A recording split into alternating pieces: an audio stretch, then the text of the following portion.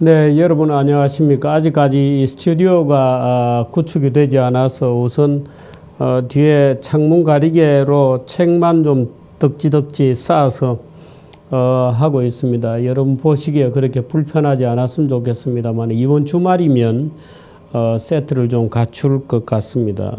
이쁘게 봐주시고요. 제가 신문사에서 자리를 옮겨서 지금 광화문에 쪽으로 오피스텔을 얻어서 정규재 TV를 독립시켰습니다마는 이 정규재가 주필직을 쫓겨났다 하고 아쉬워하는 분들이 후원금도 많이 보내주시고 그래서 저로서는 너무 과분하게 뭐라 그럴까요? 후원을 많이 받고 있는 것 같습니다. 그래서 오히려 죄송스럽고 제가 좀 더 꾀스럽게 해야 되는데 너무 정치권에서 이렇게 저를 주필은 뭐 시키겠다고 아마 그렇게 작정을 한 것 같아서 제가 좀 꾀스럽게 하지 못한 데 대해서는 죄송스럽게 생각합니다. 약간 꾀스럽게 하는 것이 꼭 무슨 배신을 하거나 뭐 이런 것도 아닌데 그랬습니다. 뭐 남겨둔 후배들도 미안하고요. 근데 제가 회사에 직은 살아 있습니다. 그래서 오늘도 회사에 갔다 왔고 매주 화요일자에 쓰는 정규재 칼럼도 당분간은 제가 지금 유지를 해 보려고 노력을 하고 있습니다. 그래서 오늘도 신문사에 좀 갔다 왔고요.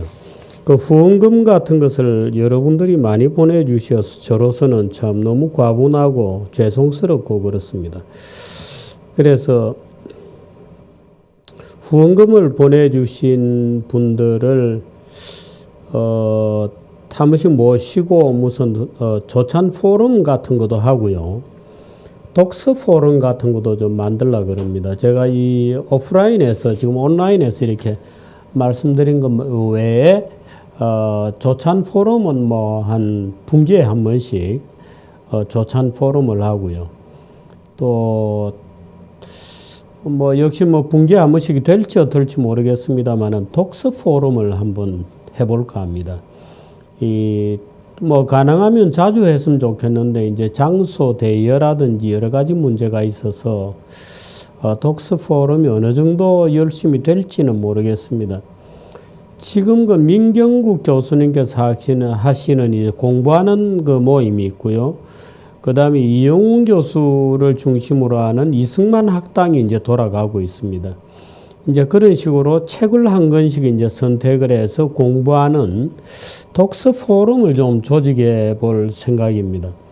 그래서 조찬 포럼, 독서 포럼, 그 다음에 이제 정규재 회원, 이렇게 뭐 두고, 아무래도 이제 조찬 포럼 같은 경우에는 이제 아침도 같이 먹어야 되기 때문에 후원금을 좀 많이 내신 분들을 중심으로 해서 이제 경영을 하고요. 그 다음에 독서 포럼, 뭐 일반 회원, 이메일 회원, 뭐 이런 식으로, 부득이하게도, 뭐 회비 금액에 따라 조금 이렇게 유지하려고 합니다. 그래서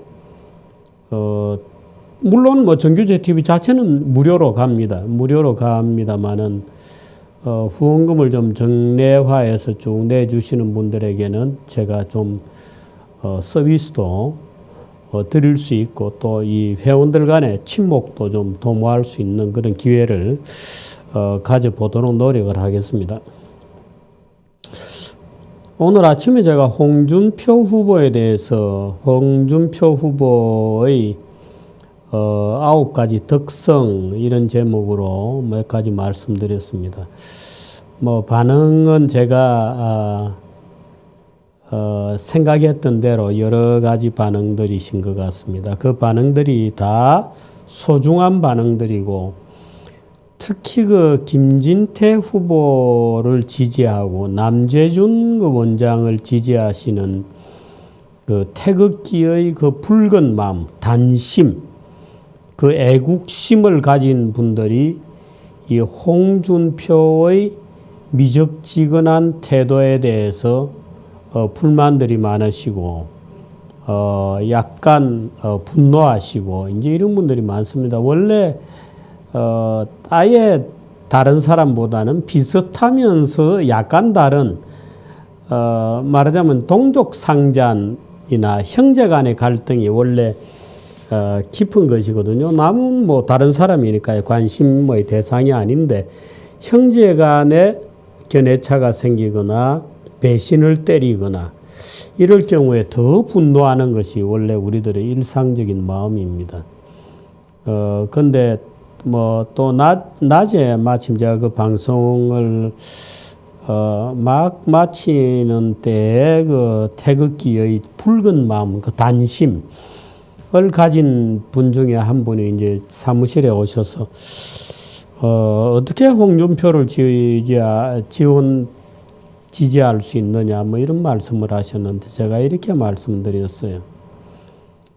선거는 정치입니다. 정치여서 우리의 붉은 마음, 우리가 서로 동지애를 느끼고 저도 뭐 거의 매주 부득이하게 외부 행사가 없을 때는 대부분 거리에 나가서 시청 앞에 나가서 여러분들의 얼굴을 보고 뭐 그렇게 했습니다만은 정치하고 이 애국심을 온전히 키워나가는 것하고는 좀 다른 것 같습니다.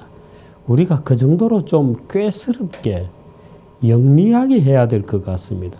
그저 우리의 마음만 열정만 내세워서 우리 편 아닌 모든 자는 적이다고 규정하게 되면 그야말로 우리는 무슨 유대인들이 그랬다 하지 않습니까? 마사다의 무슨 결사항전을 위해서 목숨을 던지는 또는 뭐 일본의 뭐 사무라이 도쿠가와의 막부 시절에 있었던 뭐 주신구라 충신들의 이야기 이런 것처럼 우리가 한번 산화해서 목숨을 던져서 일이 성취가 되면 모르겠습니다만 그런 일은 아니죠. 그러므로 더 우리가 인내심을 발휘하고 우리의 열정들을 모아서 오히려 정치적 세력을 만들고 그것이 존중받아야 됩니다. 존중받기 위해서 우리가 취해야 할 말하자면 도가 있죠. 그걸 저는 절제된다는 의미에서 중용의 도라고 늘 부릅니다. 중용이라는 게 그저 적당하게 비겁하게 가운데 왔다 갔다 하는 것이 아니거든요. 꼭 지금 시점에서 해야 할 일을 해가면서 가슴속으로는 얼마든지 붉은 마음, 붉은 태극기의 단심을 가질 수 있습니다. 그 두 가지가 전혀 모순되는 것이 아닙니다. 그런 차원에서 아침에 홍준표 후보의 9가지 특성에 대해서 말씀을 드렸는데 저는 개인적으로 이런 소외되어 있습니다. 저는 아마 정규제가 정치적이지 않다. 아주 나쁜 의미로 이건 여러분들이 다 인정하실 텐데 제가 거의 모든 후보 지금 대통령 후보들하고 다 조금씩은 얘기를 해봤습니다마는 그 중에서 가장 거칠 것이 없는 그야말로 통달에 있다고 할까요? 통달 이러면 굉장히 이거 좀 과도한 말입니다만은 적어도 국정과제 정규제가 던지는 질문에 대해서 어떤 것이든지 답변할 수 있는 지적 능력이 되는 사람은 글쎄요. 그 중에서 홍준표 후보는 정말 거침이 없었다고 하는 점도 여러분께 첨가해서 말씀드릴 수 있을 것 같습니다. 이 사람이 상당히 내공이 늘었다. 눈을 씻고 다시 봐야 되겠다. 사실 홍준표 후보에 대해서 마음에 들어 하지 않는 분들은 홍 후보가 좀 너무 달랑댄다. 품위가 없다. 이제 이런 말을 하죠. 근데 글쎄요. 그 품위가 없다는 말은 지금 우리가 산 좋고 물 좋고 정자 좋은 이런 상황이 아니지 않습니까? 싸워야 되고 노조와 싸워야 되고 국회와 정말 일전을 불사해야 될 거고 정치 세력들 간에 그야말로 계급장을 떼고 붙어야 되는 이런 상황에서 파이팅을 누가 할 수 있겠는가? 이런 점을 생각해 보면은 저희 아침에 홍준표의 9가지 특성을 말해야 하는 저희 심정도 여러분들이 좀 이해를 해 주실 수 있지 않겠나 생각합니다. 지금 그 얘기 드리려고 시작한 것은 아니고요. 요즘 국민연금 가지고 말들이 굉장히 많습니다. 이 국민연금은 지금 자산 규모가 아마 지금 현재 600조 원을 넘었을 겁니다. 저게 이제 2020년이 되면 2020 몇 년이 되면 1000조가 됩니다. 또 2040년 정도가 되면은 2000조가 됩니다. 어마어마한 자원이 됩니다. 모든 근로하는 국민들로부터 또는 지역가입자도 많으니까 국민들로부터 노후자금을 강제로 떼서 착착 쟁여놓고 있습니다. 국민연금이 거대한 자산의 덩어리가 만들어지는 거죠. 박근혜 대통령을 구속으로 몰고 간, 탄핵으로 몰고 간 그 중에 하나도 이 국민연금입니다.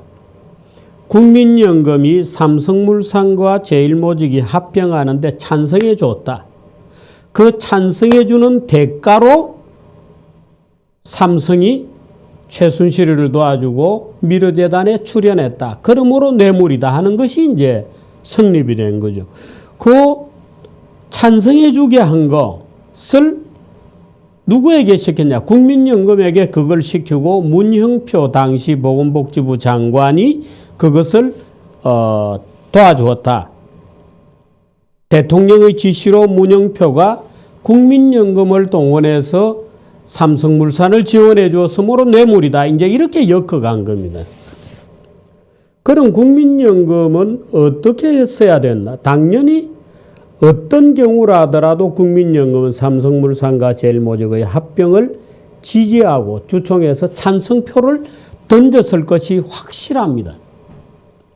그런데 어떻든 검찰과 특검과 국민들과 야당과 헌법재판소까지 국민연금이 삼성물산 제일모직 합병에 찬성표를 던진 것은 박근혜의 지시, 문형표에 대한 문형표가 국민연금에 다시 지시를 내려서 국민연금이 정상적이라면 절대로 합병에 반대했을 텐데 강압적인 방법으로 합병에 찬성해 주고 그 대가로 이재용이가 뇌물을 매긴 거다라고 하는 논리를 세워서 대통령을 탄핵시키고 이재용을 잡아놓고 문형표를 지금 구속시켜 놓고 있습니다. 구속 중 재판을 하고 있죠. 과연 그런가? 아닙니다. 국민연금은 지금 자산이 600조 원을 이미 넘었고 2030년도 중반이 지나가면 2000조에 이르는 어마어마한 자본이 됩니다. 그래서 지금 우리나라 주식시장 물론이고 채권시장도 그렇고 SOC도 그렇고 무슨 국민연금이 지배하는 힘, 국민연금의 지배력이 폭발적으로 커지고 있습니다. 말하자면 국민연금이 거의 거대한 악마적 힘을 갖게 된 겁니다. 제가 지금 국민연금 얘기를 하게 된 그 계기, 지금 대우조선이 구조조정을 하잖아요. 그런데 대우조선이 발행했던 채권을 국민연금이 지금도 가지고 있습니다. 얼마를 가지고 있나?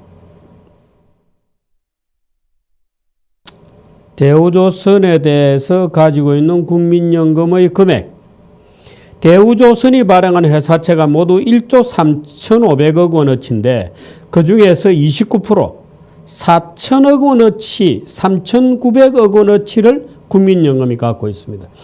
그래서 이 3,900억, 4천억 중에 절반은 출자 전환을 주식으로 바꾸고 절반은 만기를 연장해 달라는 게 정부의 요구입니다.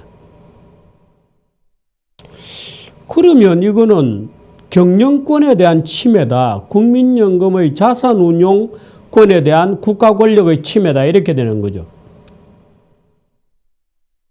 박근혜를 집어넣을 때는 언제고 지금 또 정부가 대우조선 구조조정에 대해서 국민연금의 모가지를 비틀어서 이렇게 해라 저렇게 해라 지금 또 하고 있는 겁니다.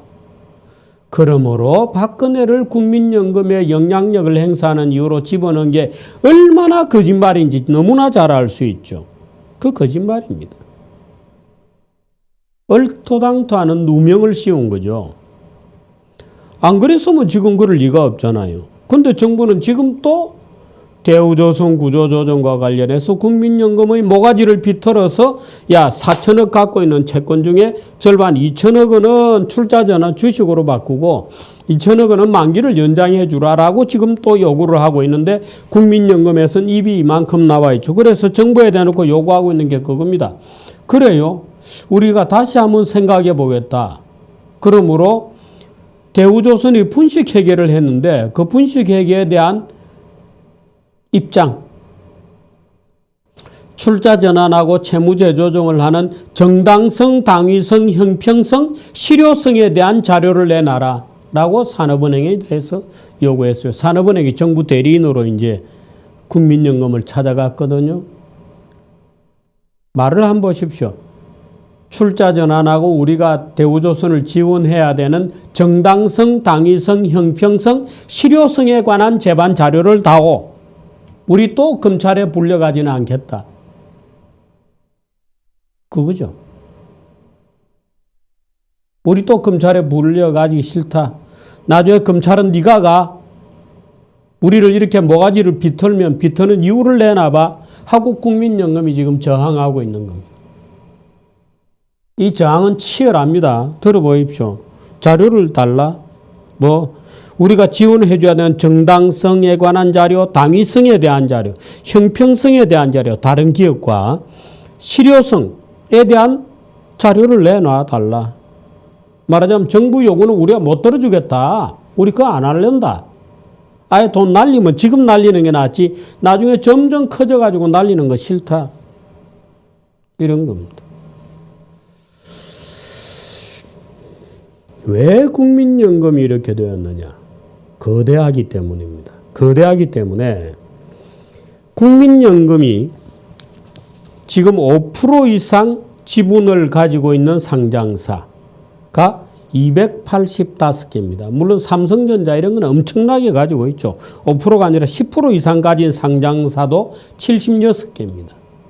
삼성전자, 현대차, 우리나라 대표 기업은 국민연금이 다 10% 이상 주식을 가지고 있는 최대 주주입니다. 그러므로 국민연금이 마음만 먹으면 얼마든지 이재용도 내보내고 정몽구도 내보내고 국민연금을 누가 장악하느냐 하는 것이 지금 모든 정치 권력자들이 국민연금을 장악하려고 난리죠. 그런데 좌파들은 기본적으로 연금사회주의라고 하는 전략을 기본적으로 갖고 있습니다. 그 국민연금은 누구 거냐? 국민연금은 국민들 거지. 말하자면 이런 논리로 국민들 거고 국민연금의 주식을 가지고 있으니까 그 주식의 가치를 극대화하기 위해서는 그 기업에 대해서 개입해야 돼. 경영에 대해서. 그러므로 정몽구도 내보내면 그만이고 이재용이도 내보내고 최태원이도 내보내면 그만이야. 그러면 그 국민연금의 운용 권력은 누가 가지고 있느냐? 정부가 갖는다. 국가가 갖는다. 이런. 근데 우리나라 국민연금은 무지하게 크거든요. 외국에도 많은 펀드, 연금들이 자기 기금을 가지고 주권을 행사합니다.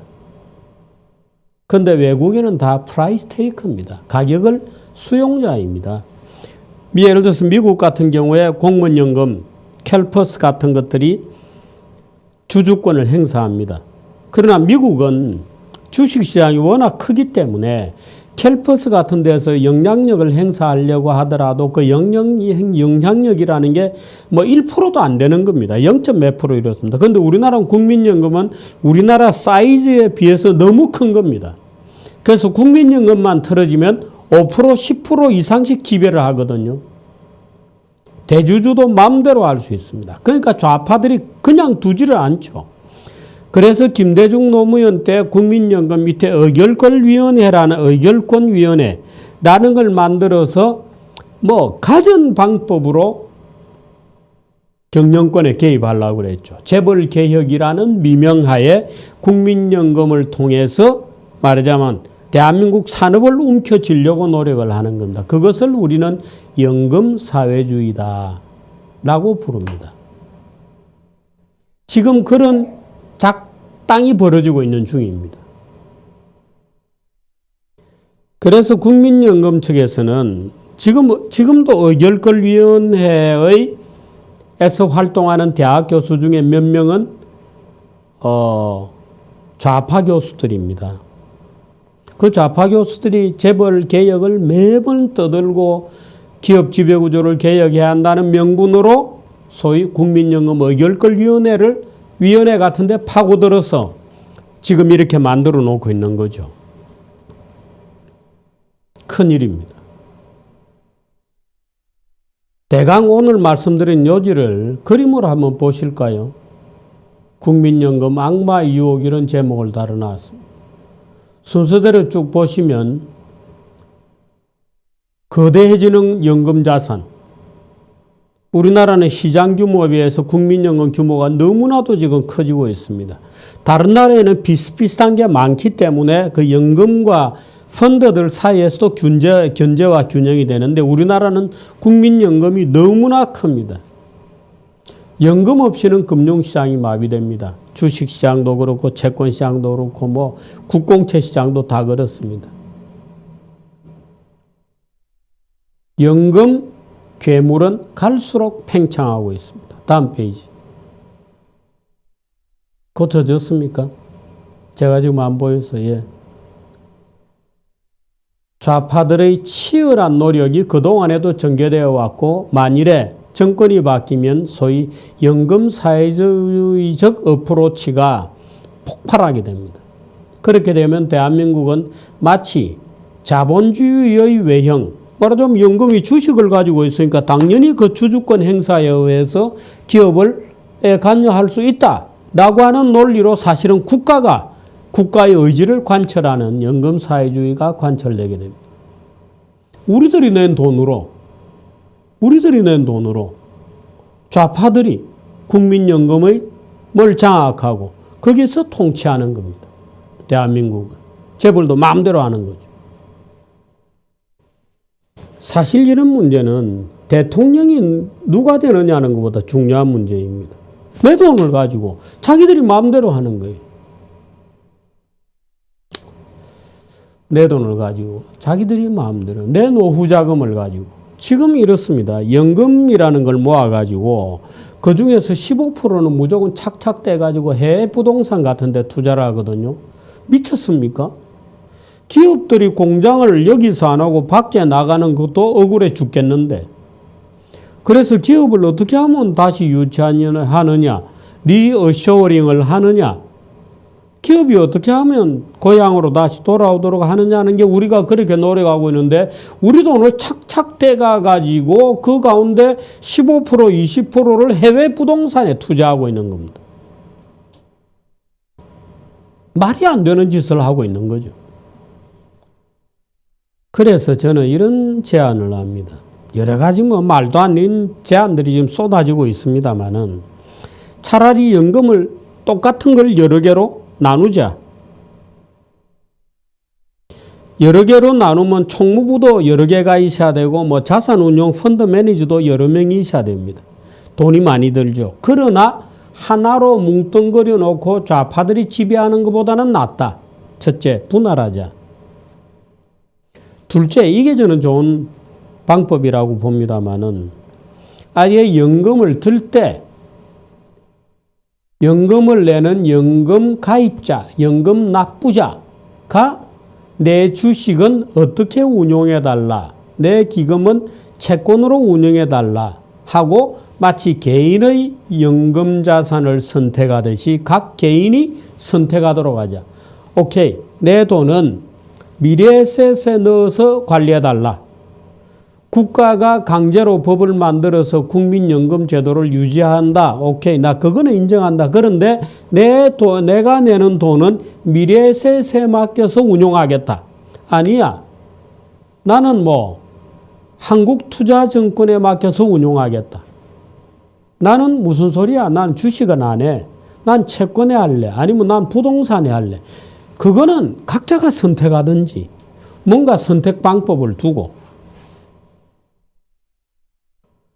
연금 운용을 민영화하는 겁니다. 연금 운용을 민영화하는 겁니다. 그러면 누군가가 주인도 아닌 작자들이, 대학 교수 이런 작자들이 와가지고 정부의 명령을 받고 연금기금위원회, 의결권위원회 이런 데 숨어들어가지고 뒤에서 은밀하게 기업을 자기 마음대로 쥐고 흔드는 짓은 못하도록 만들어야 된다. 대한민국에서 연금을 지금 장악하면 모든 것을 장악하게 되어 있습니다. 그런데 우리 돈을 가지고 정부가 마음대로 한다? 견딜 수 없는 거죠. 그 차라리 잘게 찢든지 아니면 민영화하자. 민영화하자. 국가 권력자들이 자기 마음대로 못하게 만들어야 한다 하는 것이 저희 주장입니다. 여러분, 이 문제에 관심 가져야 됩니다. 앞으로 5년, 10년 지나면 이 국민연금 때문에 제가 볼 때는 폭동 납니다. 지금 30대 이하 젊은이들이 뭣도 모르고 복지국가 이러는데요. 지금 30대 이하는 정말 연금 빚더미를 떠안게 될 겁니다. 연금 빚더미를 떠안아서 20년, 30년이 지나면 내가 왜 좌파 정부, 내가 왜 복지국가를 선택했는가 하고 자기 눈을 찌르려고 그럴 거예요. 바보짓을 하고 있는 겁니다, 지금. 지금 복지국가를 주장하는 젊은 애들이 나중에 자기 손으로 자기 눈을 찌를 겁니다. 한 치 앞도 못 보는 이 눈뜬 장님아, 그리고 자기 눈을 찌르게 될 줄도 모릅니다. 20, 30년만 지나보세요. 젊은 애들이 20, 30년을 굉장히 먼 미래라고 생각하는데 살아보십시오. 금방 갑니다. 금세 옵니다. 그 문제가 지금 우리 앞에 놓여 있습니다.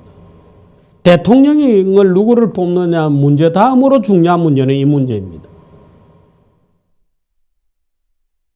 여러분들이 좀 관심을 가져주기를, 그리고 정규제 칼럼 이 텍스트를 올리겠습니다. 한번 봐주시기를 부탁드리겠습니다. 고맙습니다.